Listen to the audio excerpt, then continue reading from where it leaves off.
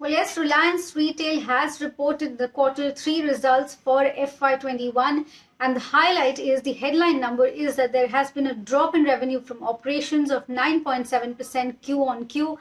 So, in comparison to the second quarter of FY21, when the revenue from operations stood at 36,566 crores, in the third quarter of FY21, the revenue from operations stood at 33,000 crores. The management commentary has also come in when it comes to Reliance Retail, and the management has said that the growth, whatever growth that has come in, has been led by fashion and lifestyle. The management has also said that 96% of the stores were operational across the country, of which only 52% were fully operational in the third quarter of FY21, and that was mainly because the rest of the stores were functioning under some or the other kind of restrictions because of COVID-19. Maybe it's about the timing restrictions or the restrictions in the staff, etc. So only 96% were operational, of 52% were fully operational in the third quarter of FY21. Well, the management has also said that the overall footfall is still at 75% for the business. It has not recovered to pre-COVID levels yet. But in most of the businesses, the management said in groceries as well as fashion and lifestyle, the large size of bills has made up for the loss in footfalls, and also that the growth has been led by tier 2 and tier 3 cities across categories. So that has been the theme for the third quarter of FY21 for Reliance Retail. The tier 2 and tier 3 cities have led the growth.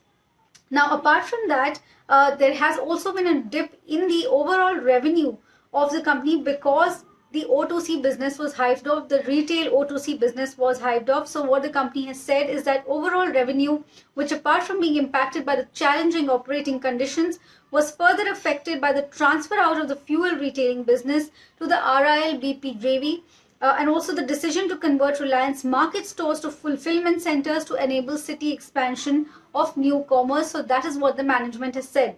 Now, giving the highlights of the other business, the management has said that the grocery business and electronic stores sustained double-digit growth, while the fashion and lifestyle business delivered a strong rebound, surpassing pre-COVID levels. That is something they have said consistently.